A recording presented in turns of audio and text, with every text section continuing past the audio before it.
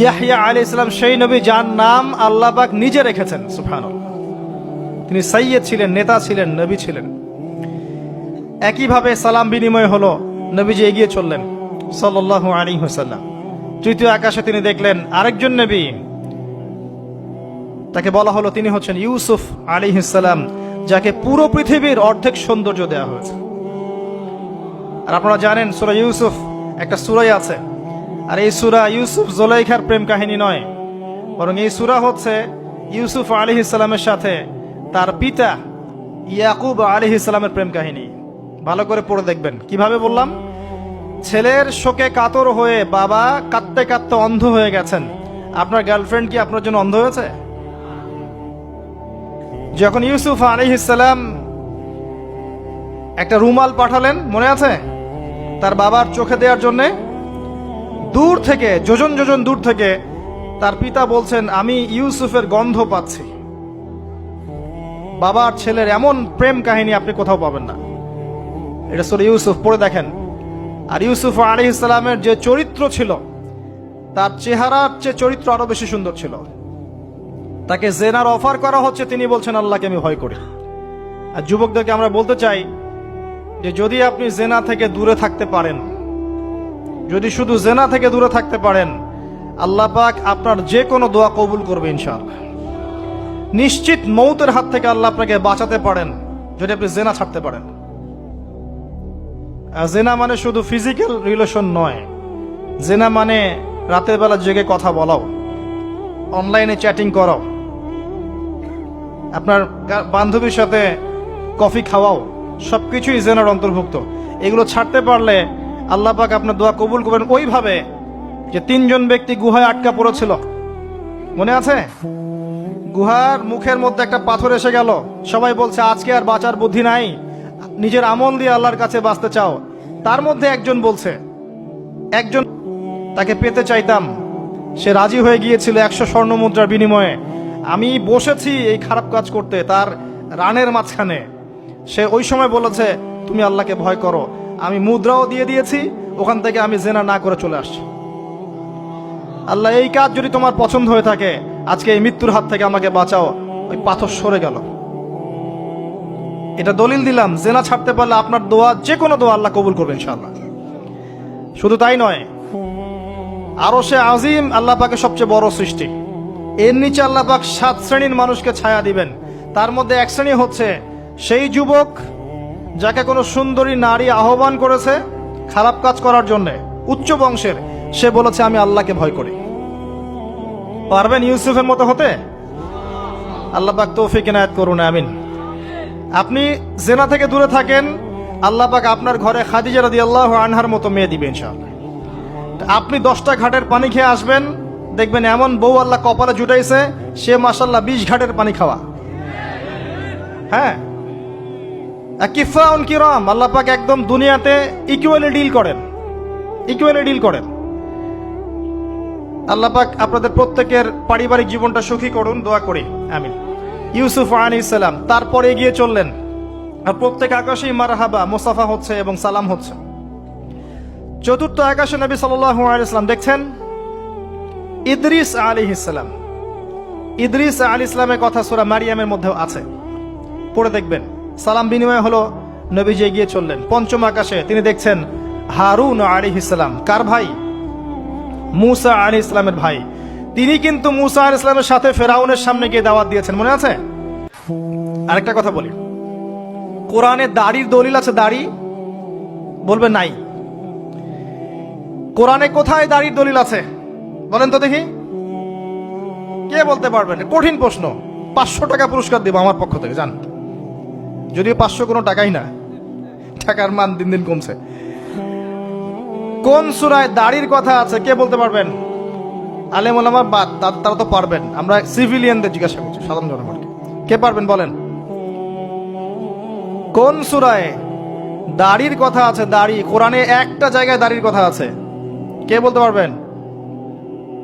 দেখছেন, আল কোরআনের আলো ঘরে ঘরে যা আলো, তাই না? স্লোগান দিয়ে কাজ হবে না ভাই, প্রত্যেক ঘরে ঘরে কোরআনওয়ালা মানুষ তৈরি করতে হবে, তারপরে আলো অটোমেটিক ঘরে ঘরে জ্বলবে ইনশাআল্লাহ। আচ্ছা যাক, আমার টাকা বেঁচে গেল। সূরা তহায় আছে। কোথায় আছে? সূরা তহার মধ্যে আছে। একটা জায়গায় দাড়ির কথা আছে, সেটা হচ্ছে হারুন আলাইহিস সালামের দাড়ি। কার দাড়ি? হারুন আলাইহিস সালামের দাড়ি। মুসা আলাইহিস সালাম ফেরাউন থেকে এই যে দলবল নিয়ে পার হওয়ার পরে, বনু ইসরায়েলকে নিয়ে পার হওয়ার পরে আল্লাহ পাক তাকে 40 দিন ডেকেছেন তুর পাহাড়, মনে আছে? তুর পাহাড়ে তিনি গেছেন। এই ফাঁকে বনু ইসরায়েল শিরক করা শুরু করেছে, এই যে বাছুর পূজা শুরু করেছে, মনে আছে? পড়েন নাই কখনো? বাছুর পূজা শুরু করেছে। মুসা আলাইহিস সালাম তাওরাত নিয়ে আসছেন, এসে দেখছেন যে কওমের এই অবস্থা। তিনি রাগে তাওরাত ছুঁড়ে মারলেন। তিনি প্রচন্ড ব্যক্তিত্ব সম্পন্ন মানুষ ছিলেন, গায়রতওয়ালা। রাগে তাওরাত ছুঁড়ে মারলেন এবং এসে এই যে হারুন আলাইহিস সালাম যাকে রেখে গিয়েছিলেন যে কওমকে দেখাশোনা করবে, তার দাড়ি চিপে ধরলেন। তুমি থাকতে এরা এই অবস্থায় গেল কিভাবে? এক হাতে দাড়ি, এক হাতে চুল চেপে ধর, তুমি থাকতে এই অবস্থা হইল কিভাবে? সূরা তহা পড়ে দেখেন। তখন হারুন আলাইহিস সালাম বলছেন যে হে আমার ভাই, আমার দাড়ি আর চুল ধরো না, এই একটা জায়গায় আছে। তার মানে দাড়ি পাওয়া যাচ্ছে কোরআনে। কিছু মানুষ তো এখন বলে কোরআন মানি, হাদিস মানি না, তাই না? ওই অজুহাত দিয়ে এখন দাড়ি রাখে না, বলে কোরআনে তো দাড়ির কথা নাই, রাখবো কেন? সুবহানাল্লাহ। আপনারাও কি এটা বিশ্বাস করেন যে আমরা শুধু কোরআন মানবো, হাদিস মানবো না? স্পষ্ট কুফরি, স্পষ্ট কুফরি। কোরআন এবং হাদিস একসাথে মিলেই শরিয়া। শুধু কোরআন মানি, হাদিস মানি না, এটা বলতে গিয়ে সে বোঝাচ্ছে সে আসলে কোরআনও মানে না। কোরআনে আল্লাহ বলেছেন ওয়ামা আতাকুমুর রাসূল ফাখুযুহ, রাসূল যা দিয়েছেন নিয়ে নাও। ওয়ামা নাহাকুম আনহু ফানতাহু, যা থেকে নিষেধ করেছেন দূরে থাকো। তাহলে সুন্নাহ না মানলে আপনি কিভাবে কোরআন মানবেন? কথা কি বুঝতে পারছেন? আসেন, হারুন আলাইহিস সালাম সালাম বিনিময় হলো, চললেন। তারপরে ষষ্ঠ আসমানে গিয়ে দেখলেন মুসা আলাইহিস সালাম, সেই যে ব্যক্তি। সালাম বিনিময় হলো, চলে যাচ্ছেন, আর মুসা আলাইহিস সালাম কাঁদছেন, কান্না করছেন। জিজ্ঞাসা করা হলো কেন কান্না করছেন? তিনি বললেন আমার পরে একজন যুবক নবী হবে যার উম্মত আমার চেয়ে বেশি জান্নাতে যাবে, এটা চিন্তা করে আমি কান্না করছি। তিনি হচ্ছেন মুহাম্মদুর রাসূলুল্লাহ সাল্লাল্লাহু আলাইহি ওয়াসাল্লাম। তারপরে গিয়ে চললেন সপ্তম আসমান। সেখানে সপ্তম আসমান মানে 7 নম্বর মহাবিশ্ব, সেখানে গিয়ে দেখলেন যে বাইতুল মামুর নামে একটা জায়গা আছে, ঠিক কাবা ঘরের একদম এক্স্যাক্টলি উপরে, একদম সোজা উপরে বাইতুল মামুর নামে একটা জায়গা আছে। এটা হচ্ছে ফেরেশতাদের ইবাদতের জায়গা, তারা সেখানে তাওয়াফ করেন। প্রতিদিন 70,000 ফেরেশতা, প্রতি মুহূর্তে 70,000 ফেরেশতা এখানে তাওয়াফ করে। এবং যার একবার তাওয়াফের সুযোগ হয়েছে সে আর কখনো সুযোগ পাবে না, শেষ। আল্লাহ পাকের ফেরেশতাদের সংখ্যা চিন্তা করেন তাহলে এবার। সেখানকার দেয়ালে হেলান দিয়ে আছেন ইব্রাহিম আলাইহিস সালাম, তার চেহারা একদম মুহাম্মদ সাল্লাল্লাহু আলাইহি ওয়াসাল্লামের মতো। এবং অনেক ছোট ছোট বাচ্চা তার সামনে খেলা করছে। ওই যে বাচ্চা কোরবানির কথা মনে আছে? যেসব মুমিন মুসলিমদের ছোট ছোট বাচ্চা কাচ্চারা নাবালক অবস্থায় মারা যায় না, তাদের আত্মাগুলো সেখানে চলে যায়, তারা সেখানে খেলা করতে থাকে। যারা পিতা পায়নি, যখন পিতার কথা মনে হয় খেলতে খেলতে, তখন তারা ইব্রাহিম আলাইহিস সালামের কাছে দৌড় দেয়। মায়ের কথা মনে হলে তার স্ত্রীর কাছে দৌড় দেয়। আমাদের যাদের সন্তান 2-1 মারা গেছে, এটা আমাদের পরকালে অ্যাসেট, পরকালের সম্পত্তি। কিয়ামতের মাঠে ওই ছেলে ওই মেয়ে আপনার হাত ধরবে, আঙ্গুল ধরে ফেলে বলবে আল্লাহ আমার বাবাকে মাফ করে দাও, না হলে আমি জান্নাতে যাব না। তাই বেশি বেশি বাচ্চা কাচ্চা নিতে হয় সামর্থ্য অনুযায়ী, আর সামর্থ্য আল্লাহ দিবেন। যখন আপনি 4টা-5টা এরকম করে বাচ্চা কাচ্চা নিবেন, 2-1টা বাচ্চা মারা যেতে পারে, এগুলো আপনার পরকালের সম্পত্তি।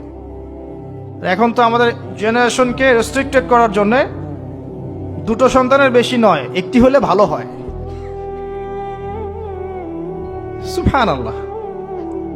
মুসলিমদেরকে চতুর্দিক থেকে চাপে ফেলা, চতুর্দিক থেকে গলা চিপে ধরা আর কি। জনশক্তিতে রূপান্তরিত হলে কোনো সমস্যা আছে? চাইনিজদের জনসংখ্যা কত? চায়নার জনসংখ্যা কত? ম্যাক্সিমাম জনগণকে তারা জনশক্তিতে রূপান্তরিত করেছে। এই আপনার পশ্চিমারা ন্যাটো ম্যাটো যত কিছু আছে, চায়নার এগেনস্টে কথা বলুক দেখি, কত বড় সাহস। সারা বিশ্বকে নিয়ন্ত্রণ করে ফেলছে ওরা এখন। কই তারা তো আর তারা যখন দেখেছে যে আমাদের আর প্রয়োজন নাই, তখন তারা একটা লস দিয়েছে ওদের কান্ট্রিতে।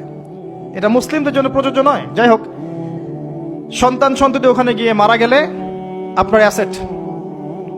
এরপরে আসেন, যারা ইচ্ছা করে সন্তান হত্যা করছে, গর্ভের সন্তান যখন জানছে যে এটা মেয়ে, তখন তাকে ফেলে দিচ্ছে। আবার অবৈধ সন্তান যারা অ্যাবর্শন করে নষ্ট করছে, এই যে হত্যাগুলো, এই প্রাণগুলোকে আল্লাহ পাক কিয়ামতের মাঠে জীবন্ত করবেন এবং তাদেরকে দেখিয়ে ওই ব্যক্তিদেরকে চার্জ করা হবে যে কি অপরাধে তাকে হত্যা করা হয়েছে। সতর্ক হয়ে যান। আল্লাহ পাক এটাও বলেছেন, দারিদ্র্যের ভয়ে সন্তানকে হত্যা করো না, রিজিক আল্লাহ দিবেন ইনশাআল্লাহ। এই সমুদ্রের কোটি কোটি মাছকে আল্লাহ পাক খাওয়াতে পারলে আপনাকে আমাকেও খাওয়াতে পারবে ইনশাআল্লাহ, যদি না আমরা আমাদের রিজিকটা সংকুচিত করে ফেলি। মানুষের রিজিক কেড়ে খাচ্ছে সুদের মধ্য দিয়ে। মানুষের রিজিক কেড়ে খাচ্ছে সুদের মধ্য দিয়ে, অন্য কোনো বিষয় নাই, সুদ, রিবা। আসেন, সপ্তম আসমানে এই অবস্থা। এরপরে নবী সাল্লাল্লাহু আলাইহি ওয়াসাল্লামকে আরো সামনে নিয়ে যাওয়া হলো। এই জায়গার নাম সিদরাতুল মুনতাহা। কি নাম? সর্বশেষ জায়গা, যেখানে জিবরাইল আলাইহিস সালামও এর উপরে আর যেতে পারেন না। যদিও বা জিবরাইল আলাইহিস সালাম ফেরেশতাদের সর্দার, তিনিও যেতে পারেন না। তারপরে আরেকটা জগৎ আছে, ওই জগৎ থেকে আদেশ এই সিদরাতুল মুনতাহা পর্যন্ত আসে, এখান থেকে কালেক্ট করে নিচে নামানো হয়। আবার এখান থেকে কোনো আদেশ বা কোনো আদেশ না, এখান থেকে কোনো ফলাফল মুনতাহা পর্যন্ত নিয়ে যাওয়া হয়, সেখান থেকে উপরে তুলে নেওয়া হয়। ওটা একটা বর্ডার, কথা বুঝতে পারছেন? এটা একটা বর্ডার, নো ম্যানস ল্যান্ড। এ জায়গায় গিয়ে জিবরাইল আলাইহিস সালাম নিজের আকৃতিতে আসলেন, 600টা পাখা। কতগুলো পাখা? 600 পাখা। নবী সাল্লাল্লাহু আলাইহি ওয়াসাল্লাম একটু বিব্রত বোধ করছিলেন, তিনি আবার আগের রূপে ফিরে আসলেন। এই জায়গায় বাহন চেঞ্জ করা হলো। এখানে নবী সাল্লাল্লাহু আলাইহি ওয়াসাল্লাম বলেছেন, আমি সিদরাতুল মুনতাহায় এমন কিছু রং দেখেছি, এত অপরূপ সৌন্দর্য দেখেছি, যেটা কোনো মানুষের পক্ষে ভাষায় প্রকাশ করা সম্ভব না।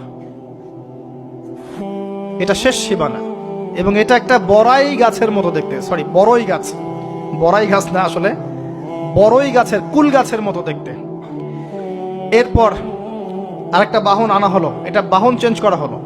এবার তিনি আরো ঊর্ধ্বে উঠে যাচ্ছেন, উঠছেন।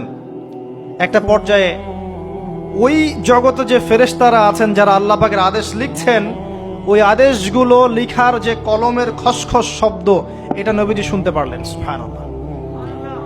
নূরের পর্দার কাছাকাছি তাকে নিয়ে যাওয়া হলো, একদম আল্লাহ পাকের কাছাকাছি, আরশে আজিমের কাছাকাছি।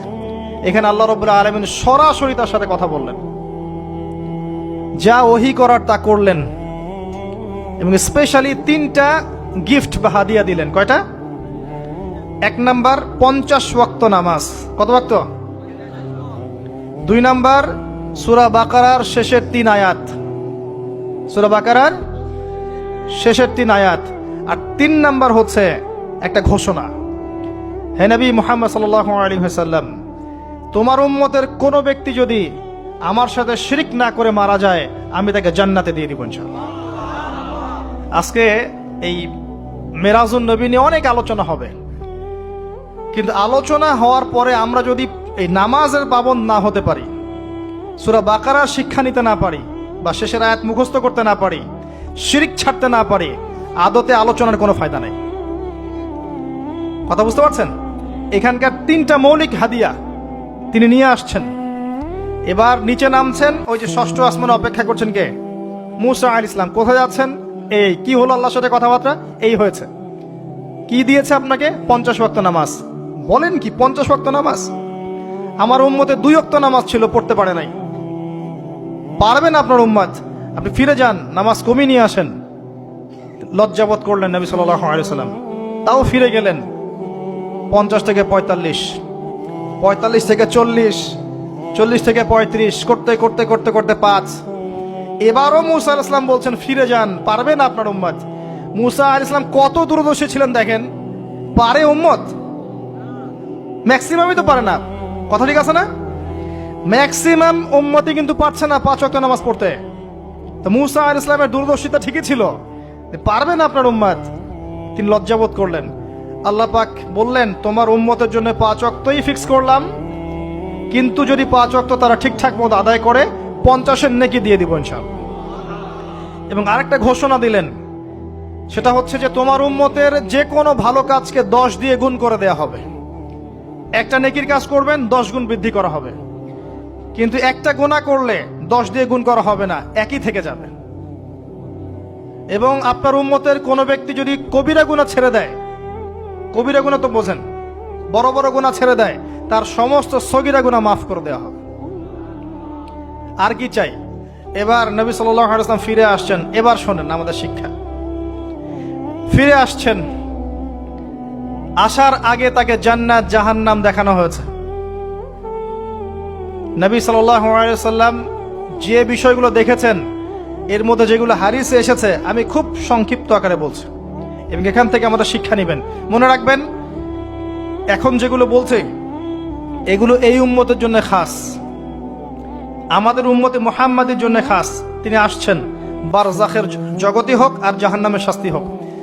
একজন ফেরেশতাকে দেখলেন, তার মুখে হাসি নাই। কি নাই? জিবরাইল আলাইহিস সালামের সাথে কথোপকথন হচ্ছে, তিনি নবীজিকে সালাম দিলেন, সালামের উত্তর দেওয়া হলো, কিন্তু মুখে হাসি নাই।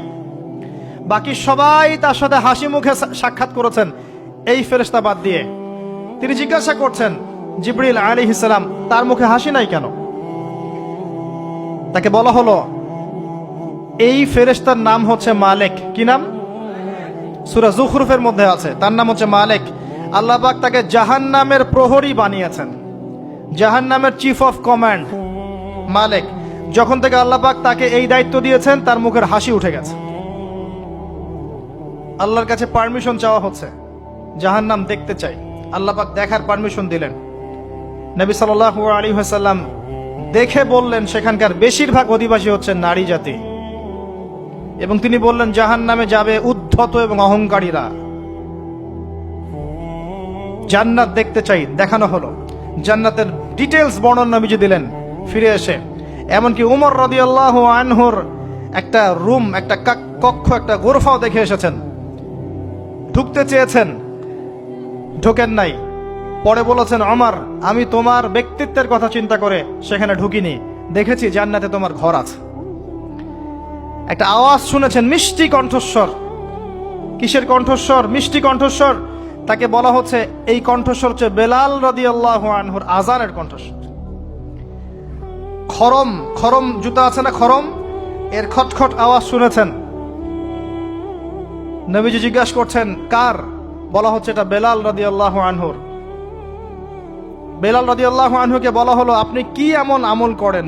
হে বেলাল, তুমি কি এমন আমল করো যার কারণে এই মর্তবা হচ্ছে? যখনই জান্নাতে যাই আমাকে দেখানো হয়, দেখি তুমি, তোমার পায়ের পদধ্বনি সামনে সামনে আছে। তখন বললেন, ইয়া রাসূলুল্লাহ, আমি তো আসলে এক্সট্রাঅর্ডিনারি কোনো আমল করি না, কিন্তু আপনারা যা করেন তাই করি। কিন্তু যখনই আমি ওযু করি, আমার ওযু ছুটে গেলে আমি ওযু করি, আর ওযু করেই আমি 2 রাকাত নফল সালাত পড়ি, তাহিয়াতুল ওযু। এতটুকু কাজ করি। নবীজি বলেন, এটাই সেই কাজ যার কারণে তোমাকে জান্নাতের এই মর্তবা দেয়া হয়েছে। নবীজি আসছেন, দেখানো হচ্ছে। এবার শোনেন, দেখানো হচ্ছে একদল মানুষ যাদের আঙ্গুলগুলো লম্বা লম্বা, তামার তামার লম্বা নখর। নখর বোঝেন? নখর। গাল এভাবে হ্যাচড়াচ্ছে, গাল, নিজের গাল নিজে হাসড়াচ্ছে, এবং নিজের দেহ থেকে গোশত তুলে ফেলছে, ভক্ষণ করছে। নবীজি জিজ্ঞাসা করলেন সাল্লাল্লাহু আলাইহি ওয়াসাল্লাম, এরা কারা? কি কারণে এদের শাস্তি হচ্ছে? তাকে বলা হলো, এরা আপনার উম্মতের সেই সব ব্যক্তি যারা সবসময় গীবত আর সমালোচনায় ব্যস্ত থাকত। শিক্ষা নিয়ে নেন, আমার মনে হয় না আমার কিছু বলার প্রয়োজন আছে। এরা আপনার উম্মতের সেই সব ব্যক্তি যারা আপোষে গীবত, অপবাদ এবং সমালোচনায় ব্যস্ত থাকতো। তার মানে এই উম্মতের একটা বড় সমস্যা হবে গীবত। এটা কিন্তু দেখে এসেছেন নবীজি, ফিউচার, তাই না? এটা বারজাখের শাস্তি চলছে, এটা অন্য একটা জগৎ যেটাকে আপনি এখানকার সময় স্থানকাল দিয়ে ব্যাখ্যা করতে পারবেন না। এটা টাইম ট্রাভেলিং এর মতো। নবীজি আসছেন সাল্লাল্লাহু আলাইহি ওয়াসাল্লাম, দেখছেন listen to me very carefully. এবার নবীজি দেখছেন এক শ্রেণীর মানুষ, পেট এইরকম ফোলা, অট্টালিকার মতো পেট ফোলা, আর ভিতরে সাপ কিলবিল করছে, এবং এদেরকে রক্তের নদীতে ফেলে মাথাটা ফাটিয়ে দেওয়া হচ্ছে। নবী জিজ্ঞাসা করলেন সাল্লাল্লাহু আলাইহি ওয়াসাল্লাম, এরা কারা? মর্মান্তিক শাস্তি দেওয়া হচ্ছে, এরা কারা? এরকম শাস্তি দেয়া হচ্ছে, আপনি দেখলে আপনার কেমন লাগবে? নবীজিকে বলা হচ্ছে সাল্লাল্লাহু আলাইহি ওয়াসাল্লাম, এরা আপনার উম্মতের এই সব ব্যক্তি যারা ছিল সুদখোর, রিবাখোর। মানে এই উম্মতের অন্যতম বড় সমস্যা হবে রিবা, যেটা আমি বলেছি, প্রতিটা সেক্টরে রিবা। সবচেয়ে নিম্ন পাপ নিজের মায়ের সাথে জেনা করা, সবচেয়ে উচ্চ পাপ আল্লাহ এবং তার রাসূলের সাথে যুদ্ধ করা, এটা হলো সুদ। এবং এর বাস্তবতা হচ্ছে এই, ধনী দিন দিন ধনী হবে, গরিব দিন দিন গরিব হবে, এটা বাস্তবতা। রক্ত চুষে খাওয়া হয়, এই কারণে রক্তের নদীতে ফেলা হয়েছে। এবং সাপ খেয়েছে তারা, সাপ খেয়ে পেট ফুলিয়ে ফেলেছে। আমার মনে হয় না ব্যাখ্যা করার প্রয়োজন আছে। আর একটা হাদিস আগেই বলেছি, যে দেয়, যে নেয়, যে সাক্ষী থাকে, যে লিখে রাখে, সবাইকে সমানভাবে লানত করেছেন নবী সাল্লাল্লাহু আলাইহি ওয়াসাল্লাম। নবীর লানত নিয়ে হাউজে কাউসারের পানি কোশ্চিন কালো পাবেন না, কবরের উত্তর দিতে পারবেন না। এমনকি নবী সাল্লাল্লাহু আলাইহি ওয়াসাল্লামের সুপারিশ আপনার কপালে নাও জুটতে পারে, সতর্ক হয়ে যান। না খেয়ে থাকেন, সুদ খায়েন না। না খেতে খেতে না খেয়ে মারা যান, তাও সুদ খায়েন না। আর যদি আপনি আল্লাহর জন্য ছাড়তে পারেন, আল্লাহর জন্য ছেড়ে দেন, আল্লাহ পাক আপনাকে বেহিসাব রিজিক দেবে ইনশাআল্লাহ। যাররা পরিমাণ সন্দেহ করবেন না যে আল্লাহ কি দিবেন না দিবেন না, আল্লাহ পাক অবশ্যই দিবেন ইনশাআল্লাহ। ওয়া মাইয়া তাওয়াক্কাল আলাল্লাহ ফাহুয়া হাসবুহ, যে আল্লাহর উপর তাওয়াক্কুল করে আল্লাহ পাক একাই তার জন্য যথেষ্ট। আল্লাহ পাক যথেষ্ট। ওয়া ইয়ারযুকু মাইয়াশা বিগাইরি হিসাব, আল্লাহ পাক বেহিসাব রিজিক দেন যাকে চান। মিন হাইসু লা ইয়াহতাসিব, এমন উৎস থেকে রিজিক দিবেন যে সে কল্পনা করে নাই। ছেড়ে দেন। কিন্তু বিশ্বের শুরু থেকে নিচ পর্যন্ত রিবা দিয়ে ভর্তি। একটা ছোট্ট গ্রামে যাবেন, দেখবেন একাধিক সুদী এনজিও কাজ করছে। এখন মা বোনরাও খুব বেশি সুদ খায়, ব্যাংকের মধ্য দিয়ে, সমিতির মধ্য দিয়ে, এইটা ওইটা ছল চাতুরি ঘুরিয়ে ফিরে কতভাবে যে খাওয়া হয় আল্লাহ ভালো জানেন। আল্লাহ পাক আমাদেরকে এই মহামারী থেকে হেফাজত করুন। সবচেয়ে বড় মহামারী চলছে বিশ্বে, এই ইকোনমিক মহামারী, রিবা কেন্দ্রিক মহামারী, যেটা মুসলিমের ইমান আমল সব ধ্বংস করে দিয়েছে। আসেন, তিনি আসছেন, দেখলেন এক শ্রেণীর মানুষ আগুন, বড় বড় আগুনের দলা, এগুলো মুখে ঢুকাচ্ছে, পিছনের রাস্তা দিয়ে বের হয়ে যাচ্ছে। নাউযুবিল্লাহ পড়ি আমরা। জিজ্ঞেস করা হচ্ছে কারা এরা, মর্মান্তিক শাস্তি হচ্ছে। নবী সাল্লাল্লাহু আলাইহি ওয়াসাল্লামকে বলা হলো, এরা আপনার উম্মতের সেই সব ব্যক্তি, listen to me very carefully, এরা আপনার উম্মতের সেই সব ব্যক্তি যারা ইয়েতিমদের মাল আত্মসাৎ করে খেত। আমার ব্যাখ্যা করার কোনো প্রয়োজন নাই, আপনারা সবাই শিক্ষিত মানুষ। ইতিমের মাল আত্মসাৎ করলে যদি এই শাস্তি হয়, জনগণের মাল আত্মসাৎ করলে কি হতে পারে চিন্তা করে দেখেন। কি হতে পারে? এটা মানুষের হক, আল্লাহর কাছে ক্ষমা পাওয়া যাবে না, মানুষকে দিতে হবে। আরো এগিয়ে আসলেন, তিনি দেখছেন, এবার বলতে গিয়ে আমার বুক কাঁপছে। দেখলেন এক শ্রেণীর মানুষ, জিহ্বাগুলোকে টানা হচ্ছে, আগুনের কেচি দিয়ে কেটে দেওয়া হচ্ছে, আবার জিহ্বা জোড়া লাগছে, আবার কেটে দেওয়া হচ্ছে, চলতে আছে অনবরত, কন্টিনিউয়াসলি। আল্লাহর কাছে কায়মন বাক্যে দোয়া করি, এ সময় দোয়া কবুল হয়। আল্লাহ পাক যেন দোয়া আমাদের কবুল করেন, আল্লাহ পাক যেন আমাকে এবং আপনাদেরকে এদের অন্তর্ভুক্ত না করেন। জিজ্ঞেস করা হলো এরা কারা? নবী সাল্লাল্লাহু আলাইহি ওয়াসাল্লামকে বলা হচ্ছে, এরা আপনার উম্মতের সেই সব ব্যক্তি যারা ছিল বক্তা, ওয়াইজ, যারা অনেক বক্তব্য করত, নিজে আমল করত না। আর এই মহামারী আমাদের মধ্যে ছড়িয়ে পড়েছে, কোনো সন্দেহ নাই। যদি না পড়তো তাহলে আমাদের কথায় মানুষের জীবন পরিবর্তিত হতো। খুব কম দেখা যায় যে আমাদের কথাগুলো আপনাদের কলবে তাসির হচ্ছে। তাসির তখন হবে যখন আমার মধ্যে আমলটা থাকবে। আর এখন তো আমরা ওয়াজ মাহফিলে প্যান্ডেলকে বানিয়েছি পলিটিক্যাল প্যান্ডেল, কোনো কোনো ক্ষেত্রে বানিয়েছি ভোট চাওয়ার প্যান্ডেল, কোনো ক্ষেত্রে বানিয়েছি যে জিকিরের নামে যাবতীয় বেদাতি কারবার হবে, গানের মতো ডিজে জিকির হয়, ডিজে জিকির। মানে কি যে হয়, যে আসবে তারও কত কাহিনী, আবার বিগ বিগ বাজেট, এইসব না মিললে আবার বক্তব্য হবে না। তারপর দেখা যাবে 1 ঘন্টা কথার মধ্যে গাল গল্প কেচ্চা কাহিনী 50 মিনিট, আর বাকি 10 মিনিট একে অপরের সমালোচনা, কি শেষ, ওয়াজ মাহফিল মাশাআল্লাহ শেষ। খুব কম ওয়াজ মাহফিল আছে জনগণকে বলবেন কি শিখলেন আজকে ওয়াজে, বলবে হ্যাঁ সুন্দর সুর করে কিছু কথা বলেছে, কি কি শিখেছে, আমার কি বললাম ঠিক বুঝতে পারলাম না। Out of content, out of topic, কোনো কনস্ট্রাকটিভ কথাবার্তা নাই। তো এছাড়াও জানা অনুযায়ী আমল না থাকলে এই অবস্থা হবে। আল্লাহ পাক আমাদেরকে হেফাজত করুন, আল্লাহ পাক আমাকে এবং আপনাদের সবাইকে হেফাজত করুন, আমিন। আরো এগিয়ে আসলেন, দেখা গেল এক শ্রেণীর মানুষ, যুবকরা খুব ভালো করে শোনেন এবং বিবাহিতরাও শোনেন, সামনে রাখা আছে ভালো গোশত, বাম দিকে রাখা আছে পচা গোশত, গন্ধ বের হচ্ছে। তারা এই পচা গোশত তুলে তুলে খাচ্ছে, গোগ্রাসে খাচ্ছে, ভালো গোশতের দিকে ভ্রুক্ষেপও করছে না। অবাক হয়ে নবী সাল্লাল্লাহু আলাইহি ওয়াসাল্লাম জিজ্ঞাসা করছেন, এরা কারা? তাকে বলা হচ্ছে, এরা আপনার উম্মতের সেই সব ব্যক্তি যাদের ঘরে পবিত্র স্বামী ছিল, বাইরে অন্য পরপুরুষের সাথে প্রেম করেছে, যাদের ঘরে পবিত্র স্ত্রী ছিল, বাইরে পরকিয়া করেছে। আর এখন যত মিডিয়া আছে দেখবেন, সিরিয়াল, মুভি, জাবি জাবি, এরা পরকিয়া শিখায়, জেনা এবং পরকিয়া শিখায়। খেয়াল করে দেখবেন, একটা ছেলে মেয়ের অবাধ মেলামেশা, হারাম মেলামেশাকে এমন ভাবে উপস্থাপন করা হয়, মনে হয় এটা একটা পবিত্র ইবাদত মনে হয়, এবং বোঝানো হয় যে প্রেম তো পবিত্র, পবিত্র প্রেমে কি সমস্যা? আরে প্রেম পবিত্র তখন যখন আমি আমার স্ত্রীর সাথে প্রেম করব। আর দেখবেন যতগুলো এই যে মুভিজ, আপনার সিনেমাস, ফিল্মস, গান, নাটক, এগুলোর মূল থিম কিন্তু হারাম প্রেম। অল্প কিছু আউট অফ কন্টেন্ট অন্য অন্য থিমের মধ্যে আছে। দেশ নিয়ে কতগুলো মুভি হয়েছে, কতগুলো নাটক হয়, ইসলাম নিয়ে কতগুলো হয়, শ্রদ্ধা ভক্তি এগুলো নিয়ে কতগুলো হয় দেখবেন। আর এই যে অন্য কান্ট্রির যে সংস্কৃতিগুলো ঢুকেছে, এগুলোর মূল থিম দেখবেন পরকিয়া করাচ্ছে, পরকিয়া শেখায়, বেহায়াপনা শেখায়, কিভাবে শাশুড়ির সাথে ঝগড়া করতে হবে, কিভাবে বউ রেখে আরেকটারে প্রেম করতে হবে, বউকে কেমন করে ব্লাফ দেওয়া যায়, এদিকে স্বামীরা ব্লাফ কেমন করে দেওয়া যায়, এগুলোই শেখায়। এবং অনেক ক্ষেত্রে দেখা যায় তাদের দেশের মানুষ এগুলোর প্রতিবাদ করছে, আর আমাদের মা বোনরা এগুলো দিব্যি দেখছে, ডেইলি রুটিন, যে 3-4 ঘন্টা এগুলো দেখতেই হবে।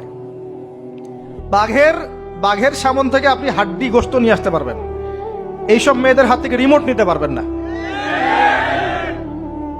এর পরেও দেখবেন আপনি আবার নগ্ন ফিল্ম, পর্নোগ্রাফি আছে না, এগুলো আবার ফ্রি অ্যাক্সেস, আপনি চাইলে ইন্টারনেটে ঢুকবেন, দেখতে পারবেন। এটা কিন্তু আমরা রাষ্ট্রীয়ভাবে বন্ধ করতে পারতাম, যে আমার দেশে কোনো পর্ন সাইট চলবে না, কোনো পর্ন সাইট চলবে না। পর্নোগ্রাফি একমাত্র কারণ, সমস্ত কারণের সবচেয়ে বড় কারণ, বাকি কারণগুলো আছে, সবচেয়ে বড় কারণ, এর কারণে ধর্ষণ বাড়বে। যত বেশি পর্নোগ্রাফির প্রচলন ঘটবে, তত বেশি ধর্ষণ বাড়বে। কারণ পর্ন দেখতে দেখতে মানুষের ভিতরটাকে পশু বানিয়ে ফেলা হয়, এবং এই পশু সুযোগ পেলেই একটা মেয়েকে ধর্ষণ করবে। হ্যাঁ, এর ভিতর থেকে বাইরে মনে হচ্ছে কোটটাই স্যুট পরে আছি, জুব্বা ডুব্বা পরে আছি, ভিতরটা পশু বানিয়ে ফেলা হয়। এবং দেখবেন ফাঁক পেলে মেয়েকে ধর্ষণ করবে, ফাঁক পেলে বাচ্চাকে ধর্ষণ করবে, প্রাইভেট পড়াতে গিয়ে ছাত্রীকে ধর্ষণ করবে, চাকরি ক্ষেত্রে মেয়েকে ধর্ষণ করবে। দেখবেন এই কাজগুলো হবে, সুযোগ পেলেই ধর্ষণ করবে, কারণ ইন্টারনালি সে বিস্ট হয়ে গেছে, জানোয়ার। কিভাবে হয়েছে? ওই পর্ন দেখতে দেখতে। যারা এটাতে এডিক্টেড, তখন মনে হয় যে জগৎটা মনে হয় এমনই, একটা মেয়ের দিকে সে আর শ্রদ্ধা, সম্মান, ভালোবাসার দৃষ্টিতে দেখতে পারবে না। মেয়ের দিকে তাকালেই মনে হবে গোশতের টুকরা, খালি ভক্ষণ করতে হবে। হ্যাঁ, মাইন্ডসেটটা চেঞ্জ করে দিবে আপনার। মানে আমি আপনাকে বলি, পবিত্র ভালোবাসাটাকে যৌনতা দিয়ে ট্রান্সফার করা হয়েছে এই বিশ্বে। ভালোবাসা একটা ডিভাইন জিনিস, আল্লাহর পক্ষ থেকে আসে, ডিভাইন একটা জিনিস, অলৌকিক। মানে যখনই আপনি দেখবেন কাবিন হবে এবং আপনি কালিমা পড়ানো হচ্ছে, আপনি বলছেন কবুল, ইমিডিয়েটলি আপনি ফিল করবেন অপরিচিত একটা মেয়ে, আপনি যাকে দেখেন নাই, বাবা মা বিয়ে ঠিক করেছে, আল্লাহর পক্ষ থেকে ডিভাইন একটা ভালোবাসা চলে আসবে, মায়া, একটা মহব্বত, রহমত। এটা তারা ফিল করতে পারবে যারা পর্ন অ্যাডিক্টেড নয়। যারা পর্ন অ্যাডিক্টেড দেখবেন ওই স্ত্রীকে তার ভালো লাগবে না, তার মনে হবে এর চেয়ে ওই মেয়েটা সুন্দর, তার চেয়ে ওই মেয়েটা সুন্দর, তার চেয়ে ওই মেয়েটা সুন্দর, কারণ তার মাথাটা এরকম বিক্ষিপ্ত পাশবিক। এবং ম্যারিড লাইফেও সে দেখবেন স্ত্রীকে স্যাটিসফাই করতে পারবে না, নিজের উপর জুলুম করতে করতে নিজের সব যৌন ক্ষমতাও নষ্ট করে ফেলবে। আর একাধিক বিয়ে তো অনেক দূরের কথা, একটাই তার কাছে অনেক ভারী মনে হবে। পরে এসব ট্রিটমেন্ট করে কোনো লাভ হবে না। আল্লাহর দেওয়া সম্পদ নষ্ট করলে ট্রিটমেন্ট দিয়ে আসলে কোনো কাজ হয় না। তো আমি যেটা বলতে চাচ্ছিলাম, এই পর্নোগ্রাফি দিয়েই ধর্ষণ বাড়ছে। এটাকে বন্ধ না করতে পারলে আপনি পারবেন না। এর উপরেও আছে আবার ফাঁকফোকর, আইনের ফাঁকফোকর। ধর্ষক সবার বিচার হবে, এটা মেনে নিয়ে দুষ্কর। এখন অনেকেই বেরিয়ে যায়, অনেকেই ফাঁকফোকর পেয়ে যায়। সব মিলিয়ে এতে করে সামাজিক কাঠামো নষ্ট হচ্ছে। এরপর ফ্রি মিক্সিং আছে, অবাধ মেলামেশা আছে, আমরা উস্কাচ্ছি এগুলোকে, কাছে আসার গল্প। আস্তে আস্তে দেখবেন কাঠামোটা আরো কলাপস করে যাবে দিন দিন। এর ফলে কি হবে আমি বলে দেই, শোনেন, আমার উপর রাগ করে না। দিন দিন কি হবে আমি এটাও বলে দিচ্ছি। যত ডে যাবে দেখবেন এর চেয়ে বেশি সমকামিতা বাড়বে। এগুলোর ফলাফল, এর খিজির আলাইহিস সালামের মতো চোখ দিয়ে দেখেন, এরগুলোর ফলাফল পরে আসবে এমন একটা সময় যে মেয়েদেরকে ধর্ষণ, এর সাথে সমকামিতা। কারণ মানুষ মেয়েদের উপর থেকে দেখবেন আগ্রহ কমে যাবে, এবং সমকামিতা যে বাড়বে, হাদিসে এসেছে যে এই উম্মতের উপর আমি ভয় করি এই উম্মতের মধ্যে সমকামিতা ছড়িয়ে পড়বে। আল্লাহর রাসূল বলেছেন আরো বাড়বে চাইল্ড অ্যাবিউজিং, বাচ্চাদেরকে রেপ করা হবে বেশি বেশি বিকজ অফ এই পর্নোগ্রাফি। যতদিন যাবে দেখবেন যারা মেয়ে সন্তানের বাবা খুবই সতর্ক, সাবধান।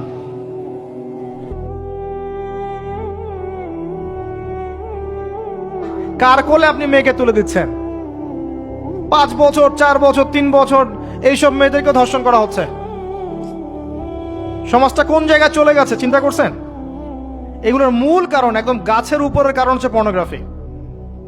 এই মূল কারণ কিন্তু বেপরদামি নয়, আমি বুঝাতে পারছি না মনে হয়। এর মূল কারণ কিন্তু বেপরদামি নয়, পর্নোগ্রাফি। কারণ পর্নোগ্রাফি অ্যাক্সেসের কারণে মানুষের ভিতরটা পশু হয়ে গেছে। এই পশুত্ব মেটানোর জন্যে সে কোনো ওয়ে খুঁজে না পেলে তখন রেপ করবে, বাচ্চাকে পেলে বাচ্চাকে ধর্ষণ করবে, হামলে পড়বে মেয়েদের উপরে। ভিতর থেকে পশু বানিয়ে দেওয়া হয়েছে। এরপরেও আছে বিয়ের রাস্তা কঠিন করে ফেলা। বিয়ে তো করতে দিচ্ছেন না, কঠিন। বিয়ে করলে অনেক সমস্যা, জেনা করতে কোনো সমস্যা নাই। 1000 টাকা, 2000 টাকা, 5000 টাকা দিয়ে মানুষ জেনা করছে। এবং আপনাদের শহরের ব্যাপার আপনারাই ভালো জানেন, আমাকে বলার দরকার নাই। যখন এই জিনিসগুলো বাড়বে আপনাদের কমিউনিটির মধ্যে, আল্লাহর আযাব গজব বেশি আসবে। আল্লাহর আযাব গজব এমন ভাবে আসবে আপনি কল্পনা করতে পারবেন না। গোশত খাচ্ছে, পচা গোশত। আরেকটা বলি, ঠিক এরপরে নবী সাল্লাল্লাহু আলাইহি ওয়াসাল্লাম দেখলেন একটা চুলা দেখলেন। চুলার নিচের দিকটা হচ্ছে প্রশস্ত, মাথাটা সংকীর্ণ, এরকম মানে তন্দুর রুটি ভাজে দেখেছেন? রুটি যে ভিতরে দেয় একটা এরকম গোল চুলা থাকে, সামথিং লাইক দ্যাট। নিচে দাউ দাউ করে আগুন জ্বলছে, আর এখানে কিছু মানুষকে জ্বালানো হচ্ছে। যখন নিচ থেকে আগুন এরকম করে আসছে, তখন এরা আগুনের তাপে উতলে উঠছে। আগুন নিচে নেমে যাচ্ছে, এরা আবার আস্তে আস্তে নিচে নেমে যাচ্ছে। এভাবেই হাদিসে ব্যাখ্যা করা আছে। নবী সাল্লাল্লাহু আলাইহি ওয়াসাল্লাম জিজ্ঞাসা করলেন, এরা কারা? বলা হলো, এরা আপনার উম্মতের সেই সব ব্যক্তি যারা জেনায় লিপ্ত ছিল। তিনি আরো এগিয়ে গেলেন, জেনা সম্পর্কে কয়েকটা হাদিস এসেছে। তিনি এগিয়ে গেলেন, দেখলেন একটা জায়গা যেখান থেকে দুর্গন্ধ বের হচ্ছে, পাবলিক টয়লেটের চেয়ে প্রকট দুর্গন্ধ, মনে হচ্ছে যে পাবলিক টয়লেট। নবী জিজ্ঞাসা করলেন সাল্লাল্লাহু আলাইহি ওয়াসাল্লাম, কোন জায়গা থেকে এরকম দুর্গন্ধ আসছে? তিনি বলেন, এটা হচ্ছে জেনাকার, এবং জেনাকারীদেরকে আযাব দেওয়া হচ্ছে, ওদের রক্ত মাংসের পুজের গন্ধ এগুলা। দেখলেন এক শ্রেণীর মানুষকে একটা শরবত খাওয়ানো হচ্ছে। শরবত জাহান্নামীদের রক্ত মাংস পুজের নির্মিত। তার নাম হচ্ছে তিনাতে খাবাল। কি নাম? তিনাতে খাবাল। কাদেরকে খাওয়ানো হচ্ছে? যারা এই উম্মতের মাদক সেবন করতে, এদেরকে খাওয়ানো হচ্ছে। আমি আপনাকে একটু পিছনে নিয়ে যাই। আলোচনা শুরু করেছিলাম যেখান থেকে, ওই যে মৌলিক সমস্যাগুলো যেটা বলেছিলাম এই উম্মতের মধ্যে এখনো আছে, এটাই সেই পাপগুলোর শাস্তি যেটা কিয়ামত পর্যন্ত উম্মতের মধ্যে থাকবে। মাদক, পর্নোগ্রাফি, এই যে আপনার বিহায়াপনা, জেনা, সুদ, এগুলো এখনকার মৌলিক সমস্যা।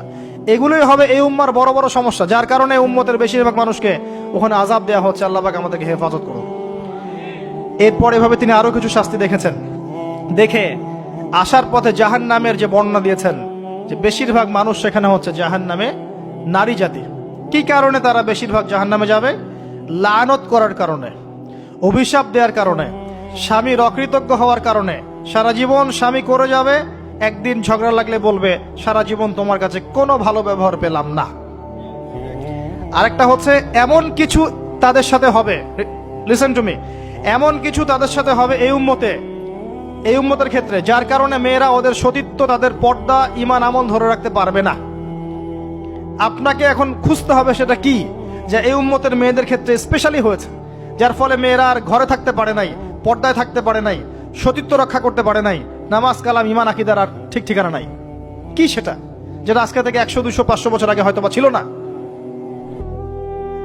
সেটার নাম হচ্ছে ফেমিনিস্ট রেভলিউশন। এই সম্পর্কে পড়েন ভালো করে। এই কারণেই মেয়েদেরকে আপনি ঘরে রাখতে পারবেন না। আপনাকে বলে রাখি, দাজ্জালের শেষ ফলোয়ার, দাজ্জালের লাস্ট ফলোয়ার হবে এক শ্রেণীর নারী, যাদেরকে আপনি ঘরে রাখতে পারবেন না। নবী যেটাও বলেছেন, এই উম্মতের বহু নারী জাহান্নামের ঘ্রাণও পাবে না, জান্নাতের ঘ্রাণও পাবে না। যদিও জান্নাতের ঘ্রাণ বহু দূর থেকে পাওয়া যায়। যারা এই উম্মতের মেয়েদের মধ্যে এমন কাপড় পরবে যেই কাপড় পরেও তারা নগ্ন থাকে, ব্যাখ্যা কোনো প্রয়োজন নাই, যারা পুরুষের পোশাক পরবে। এবং আসার পথে তিনি একটা সুঘ্রাণ পেলেন, অত্যন্ত সুন্দর ঘ্রাণ। তিনি জিজ্ঞাসা করলেন, এই ঘ্রাণ কোথা থেকে আসছে? নবী সাল্লাল্লাহু আলাইহি ওয়াসাল্লামকে বলা হলো, এটা হচ্ছে সেই ঘ্রাণ ফেরাউনের মেয়ের চুল আঁচড়ে দিত একজন দাসী, যাকে আপনারা অনেকে আসিয়া বলে থাকে। সেই দাসীর হাত থেকে একদিন চিরুনিটা পড়ে যায়, সে চিরুনিটা বিসমিল্লাহ বলে ওঠায়। ফেরাউনের মেয়ে শুনে ফেলে, বিসমিল্লাহ আবার কি? আমার বাবা ছাড়াও তোমার কোন ইলাহ আছে? সে বলে, হ্যাঁ, আমার আল্লাহ একজন ইলাহ আছে, সে আমার ইলাহ, তোমার বাবারও ইলাহ। ফেরাউন এটা শুনে ফেলে। তেল গরম, কড়াই গরম করে তেল সেখানে ফুটানো হয়, এখানে তাকে নিক্ষেপ করে হত্যা করা হয়। আসিয়া মৃত্যুর আগে সে আল্লাহর কাছে দোয়া করেছিল, আল্লাহ আমার জন্যে তোমার জান্নাত, তোমার পাশে একটা জান্নাত, একটা ঘর নির্মাণ করো, আর ফেরাউনের এই আযাব থেকে আমাকে হেফাজত করো, বাঁচাও। আল্লাহ পাক ফেরাউনের দাসী আসিয়ার জন্য জান্নাতে ঘর নির্মাণ করেছেন। সেই ঘর থেকে ঘ্রাণ আসছে। নবী সাল্লাল্লাহু আলাইহি ওয়াসাল্লাম ফিরে আসলেন, এসে এই পুরো ঘটনা ব্যাখ্যা করলেন। কাফেরা কথা বিশ্বাস করলো না। এমনকি অনেকে তখন যারা বিশ্বাস করেছিল তারাও বলতে লাগলো, যেটা আবার কি ধরনের কথা, এক রাতের মধ্যে এগুলো হতে পারে? অনেকে ঈমান হারাও হয়ে গেল। আবু বকর সিদ্দিক রাদিয়াল্লাহু আনহু এই সময় সিদ্দিক উপাধি পেয়েছেন। এছাড়া মেরাজের রাতে আরো অনেক ঘটনা ঘটেছে, যেগুলো টাইম টু টাইম নবী সাল্লাল্লাহু আলাইহি ওয়াসাল্লাম বর্ণনা করেছেন, ব্যাখ্যা করেছেন পরবর্তীতে গিয়ে। এখানে আমাদের কিছু শিক্ষা আছে। আমরা শেষ করার আগে শিক্ষাগুলো নিয়ে কথা বলছি। 1 নাম্বার, আল্লাহ পাক 3টা হাদিয়া দিয়েছেন। প্রথম হাদিয়া সালাত সংক্রান্ত। আমরা আজকে এই মেরাজুন নবীর আলোচনায় সবাই পাক্কা নিয়াত করি, 5 ওয়াক্ত নামাজ জীবনে বাদ দিব না ইনশাআল্লাহ। মেরাজুন নবীর আলোচনা সার্থক হবে যদি আমরা এর শিক্ষাগুলোকে বাস্তবায়ন করতে পারি।